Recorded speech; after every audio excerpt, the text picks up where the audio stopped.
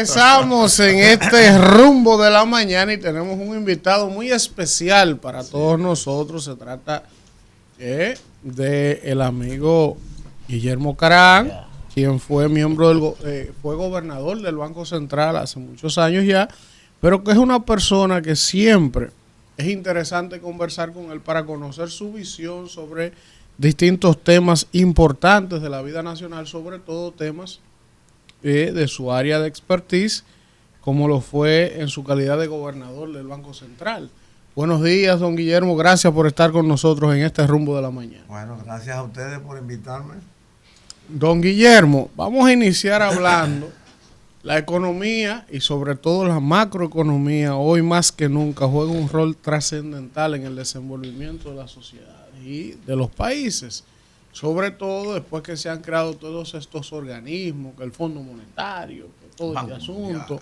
Entonces, quisiéramos conocer, don Guillermo, y yo tengo una opinión muy particular, no tiene que, si se siente de entrada, no quiere emitir un criterio al respecto, yo lo respeto, pero yo lo digo responsablemente, sin ánimos de afectar la imagen del Banco Central, pero siento que en los últimos tiempos el Banco Central de alguna manera ha empezado a rebasar esa línea, una línea con la que el banco se manejaba, como que no se movía hacia lo político.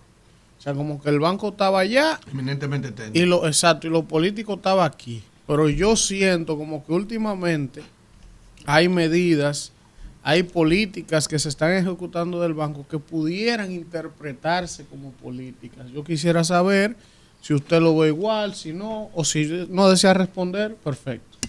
Bueno, toda decisión económica, tú lo has dicho al principio de la introducción de la conversación, todo lo económico incide en lo político.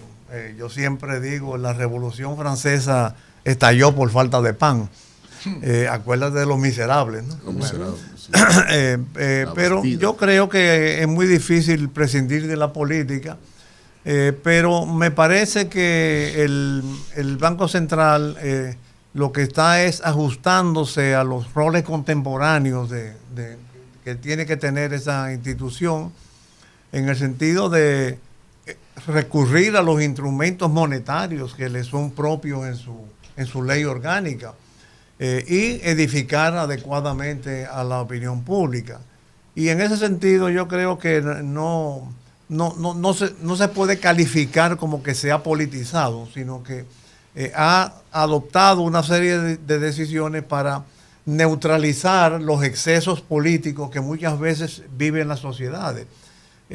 Por ejemplo, a veces las sociedades se olvidan de lo que tienen y claman por lo que no tienen, y se olvidan de que hay cosas que tenemos que son aprovechables, pero como que ya no, como la tenemos y la disfrutamos, no la reclamamos.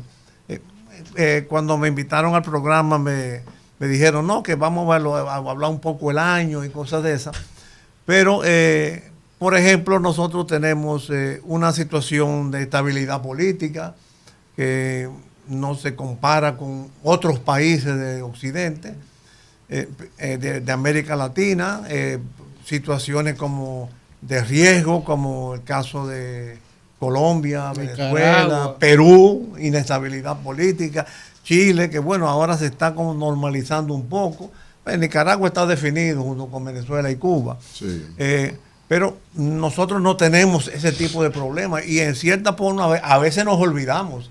Nos olvidamos que por las urgencias económicas, nos olvidamos que más o menos tenemos un sistema político que ha dado resultados y que nos permite, incluso nosotros tenemos unas elecciones este año, pero no se vislumbra un riesgo electoral. Mientras tanto. Bueno, mientras tanto. Por ejemplo, no se vislumbra que pueda haber un golpe de Estado. No, golpe de Estado no.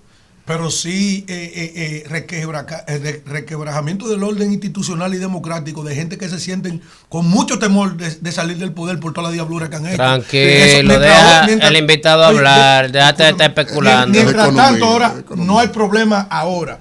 Pero mire lo que está pasando con el Colegio de Abogados, que puede ser un presagio. No está pasando nada, no está pasando nada. Hay amenazas institucionales, pero en sentido general creo que nosotros estamos disfrutando un sistema político estable. Sí, señor. No hay un riesgo previsible. Sí. Previsible. Lo imprevisible entra en la categoría que tú señalas. Sí. Por supuesto, tenemos desafíos económicos muy fuertes. Tú decías en la introducción, hablando del tema económico, ahora a los problemas económicos de siempre, inflación, deficiencia productiva agropecuaria, etcétera, se ha agregado la desaceleración económica. Vivíamos con una economía que crecía 5, 6, 7%, ahora tenemos 2,5%. Y eso, por ejemplo, es un tema que puede alterar. Y me parece que lo que el Banco Central ha estado haciendo en los últimos meses es precisamente para calmar, porque en el fondo una tasa de crecimiento del 2,5% no es necesariamente mala. Al contrario, a veces es malo tener tasas de crecimiento elevada por mucho tiempo. Ustedes se acuerdan de la crisis de los tigres de Asia en los 90. Sí, pero ¿por qué es malo? Porque crea, aquí, por ejemplo, un país como este en vía de desarrollo. Porque crea desajustes financieros, como sucedió con los tigres de Asia en los 90. Ustedes son muy jóvenes, quizás no recuerden, pero el crecimiento económico demanda un flujo financiero que a veces no lo hay, entonces comienzan a buscarlo y viene el problema del endeudamiento. Espera un momento, porque espérese. Usted dice que a veces es malo un país que en este momento la producción económica está en el suelo por el bajo crecimiento, con unos niveles de inflación altísimos, con una alta tasa de desempleo. ¿Usted cree que puede ser mal una tasa de crecimiento y más en este momento post-pandémico puede ser negativo el alto crecimiento? Yo te dije, no necesariamente. Ahora, pero tú eres economista, Alfredo. Sí, tú yo no, soy economista. Pero él es el entrevistado. Tú sabes más que él ahora. Tú tienes que cogerlo suave. No, usted no es economista. Deje eso. Vamos a respetar el invitado. Pero no puede decir que yo no soy economía. Pero es que lo suyo es especulación. Está bien su observación porque permite hacer las clarificaciones correspondientes. Lo que yo quiero significar es que un crecimiento de 2,5% no es necesariamente malo. Lo que pasa es que habiendo tenido durante años crecimiento de 5 y 7, se produce una contracción económica. Guillermo, para que continuemos con el perdón de mi compañero. Porque quiero puntualizar algo. Yo le hacía la pregunta del tema político del banco. Fíjese por qué. Porque si uno es economista, se pone a estudiar los temas y uno va aprendiendo del asunto. Yo veo que cada vez que en Estados Unidos, por ejemplo, la Reserva Federal decide incrementar las tasas de interés por el tema inflacionario, nosotros automáticamente teníamos que ajustarlas y se fueron aumentando las tasas de interés para frenar la inflación, ¿verdad? Como una medida de contener esa inflación, que a todos nos afecta porque suben las tasas de los préstamos, suben los productos, sube todo y desincentiva el consumo. Perfecto. Ahora, llegó un momento que la Reserva Federal estadounidense seguía subiendo las tasas y de buena primera el Banco Central decide ir contra lógica. En Europa seguían subiendo tasas para contener la inflación, en Estados Unidos seguían subiendo tasas para contener la inflación. Y el Banco Central de nosotros, de manera individual y por motu propio, en un año preelectoral, empieza a bajar las tasas en un momento donde todavía la inflación no estaba controlada. Entonces yo digo, pero vean acá, ¿y qué fortaleza tenemos nosotros como economía para de repente cambiar de dirección? Y por eso digo, cuidado, si es que esto es un año electoral, lo que estamos buscando es que activar la economía, dinamizar el consumo. Entonces, por eso fue que le hice la pregunta. Sí. A ver por qué el Banco Central toma una medida que parece contralógica frente a otros bancos centrales que tienen mucho más fuerza. Los bancos centrales europeos y norteamericanos no siguieron aumentando la tasa, pero no la redujeron. Pero no la redujeron. Yo creo que fue correcta. Incluso siempre tuve mi reserva porque el combatir la inflación con la tasa de, tú lo has dicho entre líneas, el combatir la inflación a través de la tasa de interés es un arma de doble filo. Porque cuando tú subes la tasa de interés, es ciertamente tú frenas el consumo, pero también encarece el costo de producción. Y la verdadera solución estructural del problema inflacionario está entre el manejar la oferta y la demanda. con el aumento de la tasa de interés, tú controlas la demanda, pero también perjudica la oferta, la producción. Entonces, yo creo que el Banco Central estuvo en lo correcto al disminuir la tasa. Incluso estuvo en reserva cuando lo aumentaba mucho, cuando llegó al 7. Porque, ¿cuál fue la decisión? La nota que hizo que el Banco Central revirtiera. Bueno, que la economía se contrajo.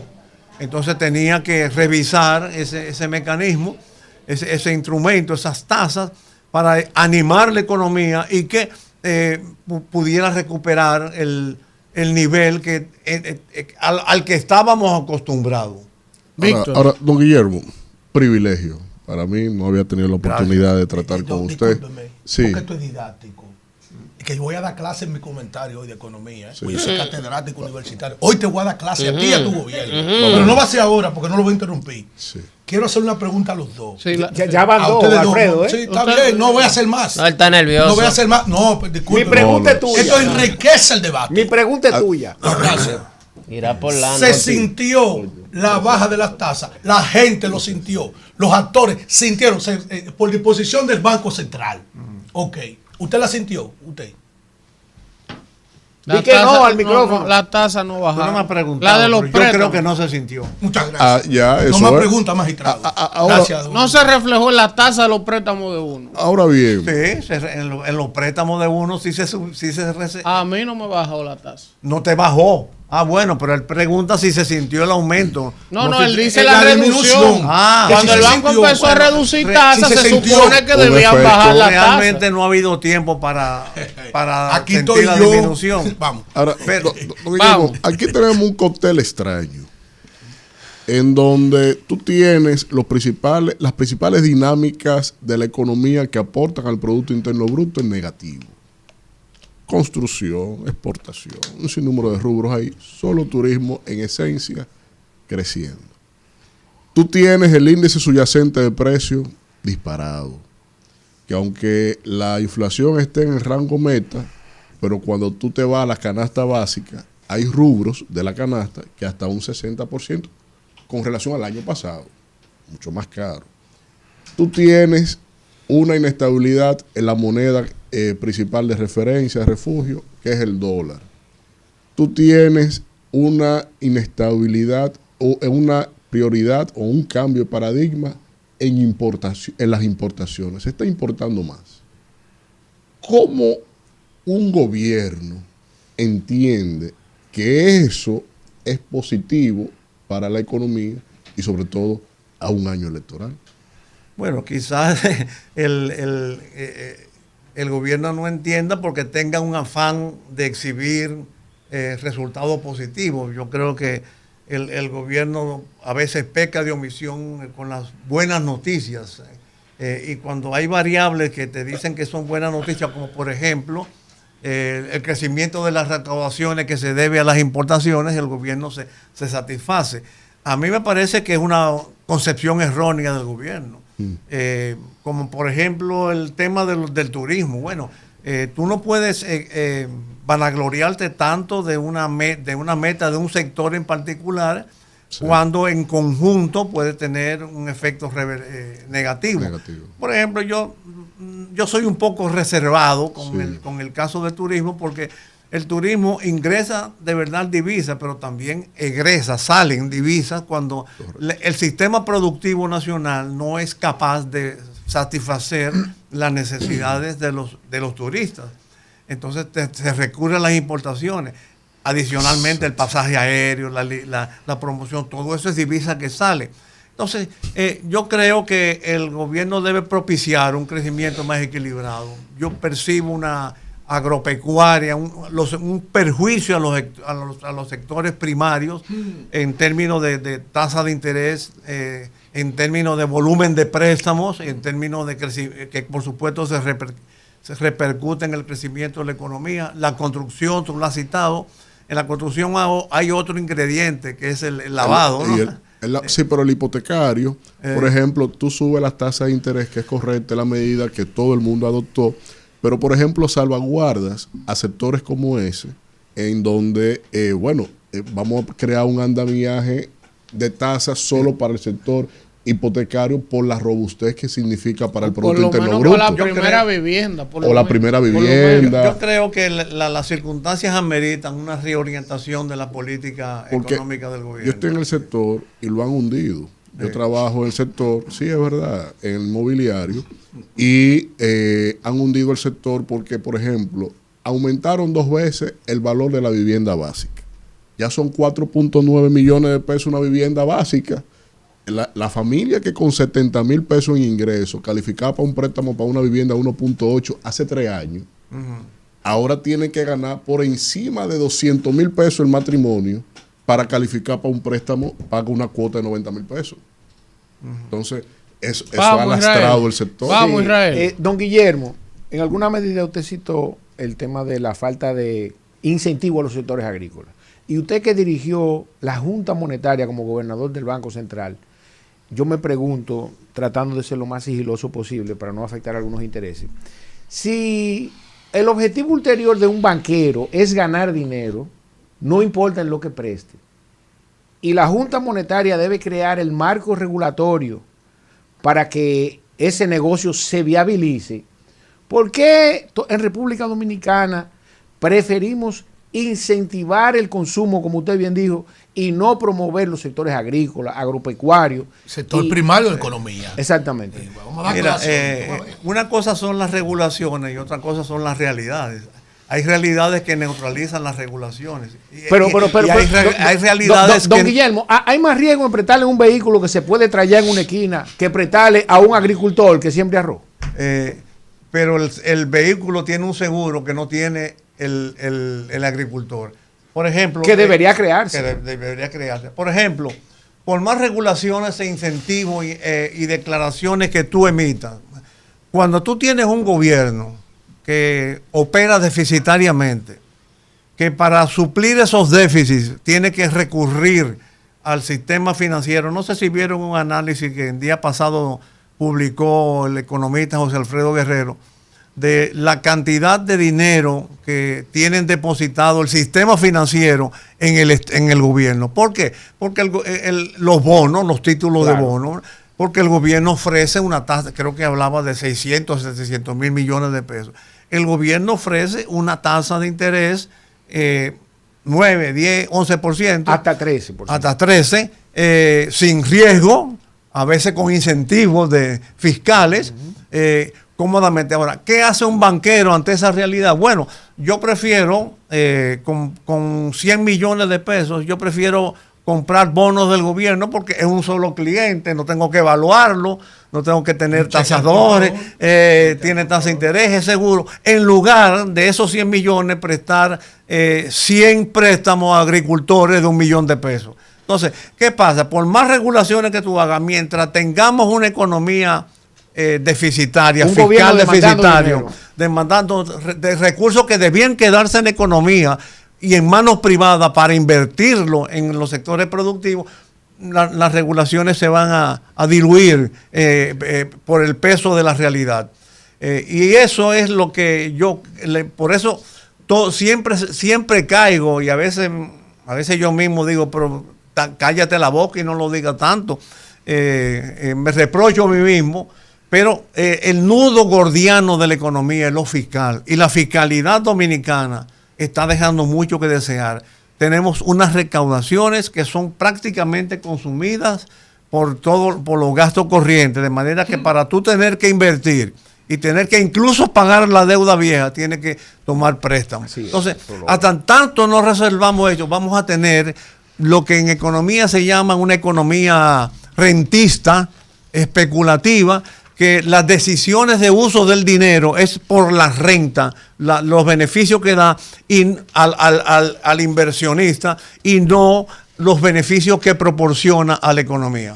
Guillermo, usted es un hombre que siempre lo leo en sus escritos para aprender economía, sí. No soy como economista como Alfredo, que nunca ha estudiado eso, pero yo lo leo.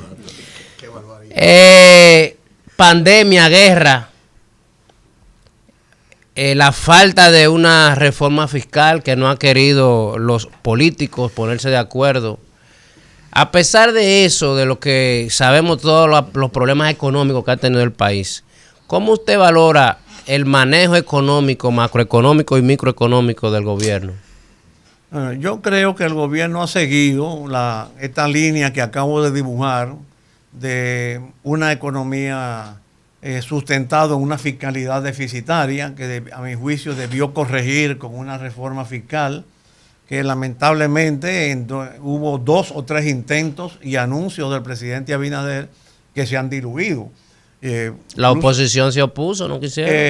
El presidente llegó incluso a visitar. No creo que la oposición se haya opuesto. En una ocasión, la primera reforma la retiró el propio gobierno. El propio gobierno. Incluso en un momento en que estaba todo facilitable para implementar la reforma fiscal. Lo que pasa es que las reformas fiscales en el país han tenido malas experiencias y malos entendimientos, porque se cree que la reforma fiscal es consustancial a la imposición de nuevos tributos, y no necesariamente es así. En primer lugar, la reforma fiscal implica el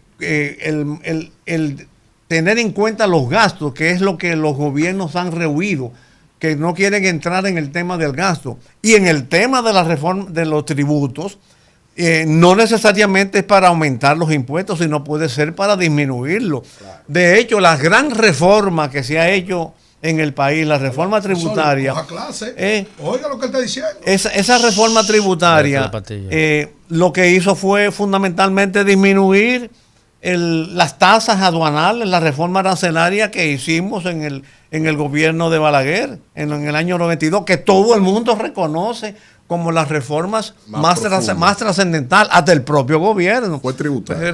¿Qué hizo? Bajar los aranceles. ¿Y qué pasó al bajar las aranceles? Los importadores consideraron que era más justo, entonces la afluencia de recursos no tenían que recurrir a declaraciones falsas, a evasiones fiscales, la afluencia fue más espontánea, pero claro, estaba acompañado de una política de gastos estimulante de la tributación. Entonces yo creo que lo que se impone es abordar una reforma fiscal, e incluso yo diría una reforma fiscal ahora, porque hay una concepción equivocada de que necesariamente, repito, la gente cree que una reforma fiscal es aumento de impuestos, y no es así. Sí. Lo que pasa es que la oposición empiezan a especular. No me venga. Te vamos a entrevistar a ti mañana como economista.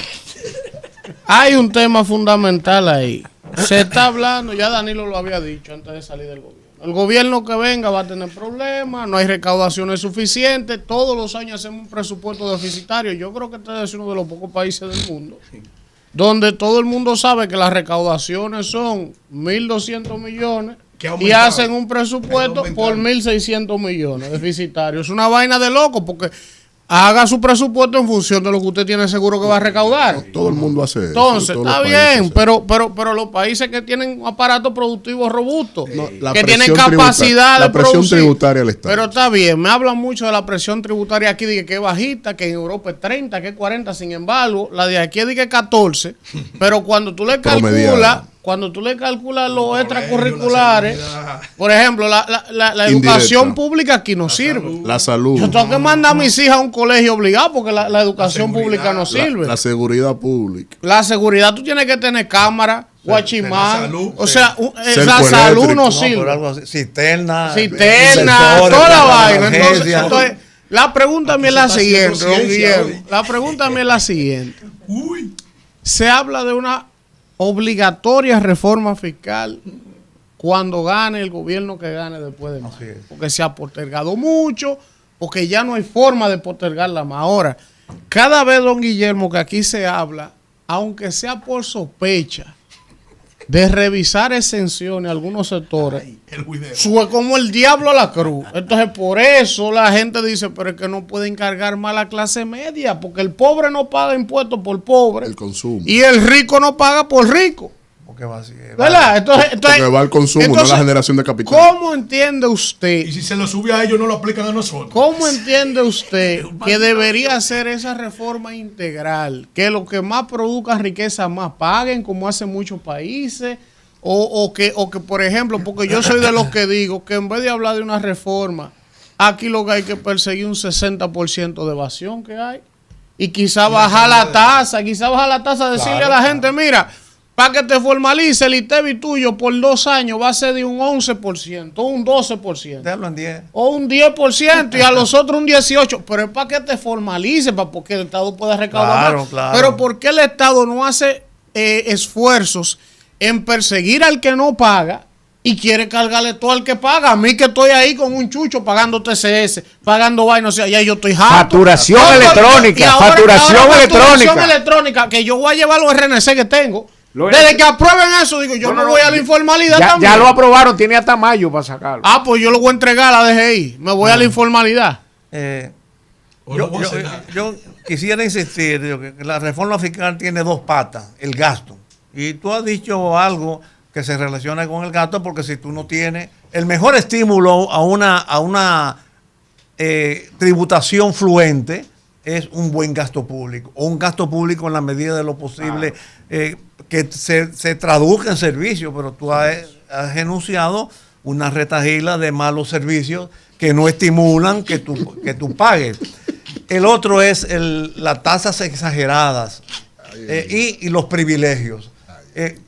Por eso yo creo que la reforma fiscal en Dominicana es más simple de lo que se aparente, porque lo único que hay que hacer es revisar el gasto, y es muy fácil revisar el gasto porque hemos tenido precedentes de gobiernos que han gastado la mitad de las recaudaciones en inversiones públicas y que no ha tenido dependencia del endeudamiento, lo cual te dice que es posible.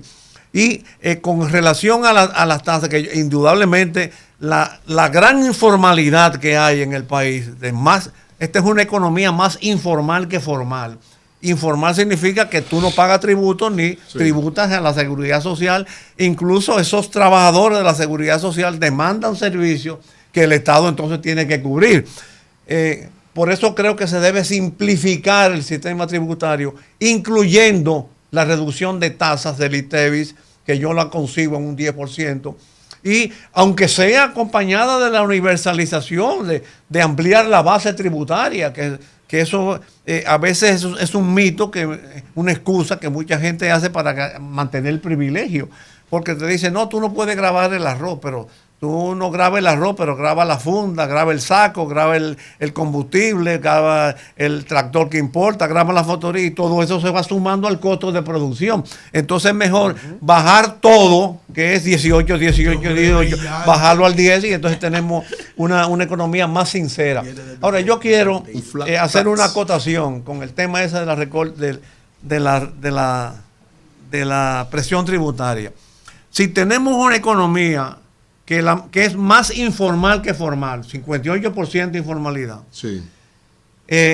Y una presión tributaria de 14%. Si tú eliminas o reduces la informalidad, automáticamente tú aumentas la presión tributaria. Si la mitad paga y el 14%, si todos pagaran, fácilmente tú llegas al 28%. Claro. Ahora, el problema no es tanto en la tributación, sino en el gasto. Argentina, por ejemplo, tiene una presión tributaria del doble de nosotros, tiene 29% de presión tributaria, y sin embargo, mire el lío que tiene. Incluso un lío que ha repercutido políticamente, que eso es algo que los políticos dominicanos no están viendo. Que, repito, y basándome en ti mismo, las políticas, la Revolución Francesa, comenzó por la falta de pan, el libro de los miserables, que metieron preso a un hombre porque no tenía pan para su familia. Entonces, ¿qué pasa? Un desajuste económico, una injusticia económica traduce una transformación política. Por ejemplo, ¿qué pasó en Argentina ahora? Hubo un rompimiento del esquema político, correcto, del esquema de partidos, correcto, y nuestros políticos no están viendo eso. Décadas. Y nuestros políticos deben aprender nuestra propia lección. Hace 50 años el PRD y el Partido Reformista eran dominantes, ahora son cero a la izquierda, solamente aliados. A veces tú le oyes algo. El PLD está en un desafío muy fuerte. Camino allá va. Bueno, por los problemas judiciales, con improvisando candidatos. Un candidato presidencial no se hace de la noche a la mañana. Bueno, pero los que están en agenda, en los partidos que están activos, que es el PRM y la Fuerza del Pueblo, deben aprender la lección de que los partidos desaparecen y pueden desaparecer más pronto de lo que se imagina, más pronto que tarde de lo que se imaginan. Y yo creo que si no abordamos seriamente los problemas económicos, aquí puede haber una crisis en el sistema de los dos nuevos partidos, como lo hubo en los partidos anteriores. A ver, que permitirme hacer una pregunta. La última. Economista. Bueno, pero te están dando el privilegio de la última, no te puede quejar. No, yo soy el... Habla si va a hablar. Yo soy el Randy Pero Johnson. cállese, vamos. Háblele al micrófono. Que le hable al micrófono. Es más, yo soy el Mariano Rivera, que cerraba con los Yankees a 1000, a 101 en el 90. Dos preguntas. Primero, ¿cómo fue el proceso de Balaguer elegirlo a usted? Porque esto es para la historia. Ya Balaguer partió. Usted está aquí en el mundo de la verdad. Dice que Balaguer está en el mundo de la verdad, como que este es el de la mentira. Pero el de la verdad es porque uno no sabe qué está pasando para allá. ¿Cómo fue ese proceso de Balaguer elegir al joven Guillermo Carán, gobernador del Banco Central? Eso es uno. Número 2. ¿Cómo evalúa usted este proceso que la gente critica tanto, de este desenfrenado endeudamiento de este gobierno versus la calidad del gasto de ese endeudamiento? Es decir, ¿qué tú has hecho con todo ese dinero? ¿Qué? Por ejemplo, el PLD cogió unos cuartos, gastó 2.500, 2.400 millones de dólares, pero hizo una planta que deja 250 millones de dólares anual. Un retorno, una circunvalación, un metro, una vaina. Pero escuela, ya le entendió. Okay. Ya, peledeísta. Cualquiera diría que tú y yo nos pusimos de acuerdo, porque la primera pregunta que me has hecho es la pregunta que más me halaga. Porque y en cierta forma Balaguer me malacostumbró, en el sentido de que siempre tuvo, vamos a decir, el ojo echado desde incluso los años 60. Yo fui fundador del Partido Revolucionario Social Cristiano en el año 62. Antes de ser reformista social. Antes de ser reformista. Fue revolucionario social. Pero fui vicepresidente del Partido Revolucionario Social Cristiano. Cuando Balaguer gana en el 66, Caunabo Javier, que era el presidente, y yo, hicimos una crítica a la política económica de Balaguer a los meses de estar gobernando. Y en el discurso de toma de posesión de Balaguer en el año 67, Balaguer lo dedicó a responder las críticas que Caunabo Javier y yo le hicimos. Por supuesto, el componente económico lo aporté yo. Caunabo era un excelente político, muy ido de tiempo, que sabe lo que hubiera sido el país si él no lo hubiéramos perdido. Entonces, desde ese tiempo, el Balaguer terminó el discurso haciéndonos una invitación pública en el Congreso a que déjame ver si recuerdo, esa generación selecta de juventudes social cristianos participaran en el gobierno. Yo tenía 26 años en ese momento. Me sentí como impresionado porque nos hacía una invitación desde el Congreso, vengan al gobierno. Pero la inmadurez política, el antitrujillismo de aquellos tiempos nos impidió que la colectividad social cristiana no aceptara esa insinuación. Pero Balaguer insistió. Incluso me nombró subdirector de la Oficina Nacional de Planificación, que era un cargo técnico. Cuando le propusieron mi nombre a él, no me conocía personalmente, digo, ¿y quién es ese? ¿Quién es esa persona? Me dice, es un joven social cristiano. Y dice, bueno, si es social cristiano está bien. Y me nombró. Y ahí comenzó mis vinculaciones técnicas con Balaguer. Después se fue, por supuesto, politizando con el transcurso de los tiempos. Vino el proceso, yo fui candidato presidencial de ese partido en el año 77, con la intención de que si ganaba íbamos a aliarnos con Balaguer en las elecciones del 78. Vino la fusión en el año 83 y en el año 86 ganamos las elecciones.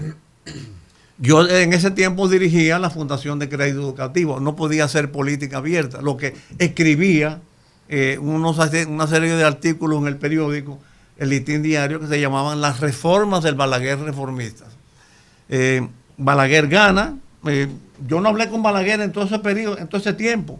Balaguer gana y me invita el partido en Nueva York a dar una conferencia sobre ese tema. Yo digo, bueno, ya yo no puedo seguir hablando de la reforma del Balaguer reformista habiendo ganado el presidente de la República. Y digo, en ese momento es que yo decido ir a visitar a Balaguer. Y le pregunto, mire, presidente, ¿usted ha leído mis artículos? Sí, cómo no, me están invitando de Nueva York ¿puedo hablar de eso? Me dice, claro. ¿Cuándo usted regresa? Digo, no, en 3 días yo estoy aquí. Pase por aquí después. Eso fue todo. El 14 de agosto me llama Minu Torres. Usted, Guillermo Caranci. Que el presidente quiere verlo. Bien, por supuesto, ya yo sabía para dónde iba, ¿no? Sí. Voy a verlo. No me pudo ver, como a la hora de yo estar esperando, Minu sale y me dice, el presidente no ha terminado su discurso de toma de posesión, pero quiere que usted esté en el Palacio a las 2 de la tarde en el 16 de agosto. No hubo conversación, entonces por eso yo digo que Balaguer me mal acostumbró. O sea, y ahí vino el rayazo. Ahí vino el rayazo. Secretario técnico y luego gobernador de Plata. Ya eso así, desde entonces, ni yo me siento cómodo con ningún otro superior. Claro. Además, el hecho de que provino de él sin que yo esté de plagoso. O una condición. Realmente. Plagoso. Plagoseándose cargo. Ahora, y con relación a lo segundo, y para terminar, voy a ser muy breve. Para mí, el país no puede seguir con esa fiebre de endeudamiento. Ya lo dije al principio. No podemos seguir con esa fiscalidad que se consume en gastos corrientes. Pero para tú dejar de endeudarte tienes que atacar la fiscalidad, bajar el gasto público, invertirlo mejor, simplificar la tributación para que haya más recaudaciones y que hayan excedentes, que es el modelo que nosotros aplicamos. Gracias. Hay que reformar.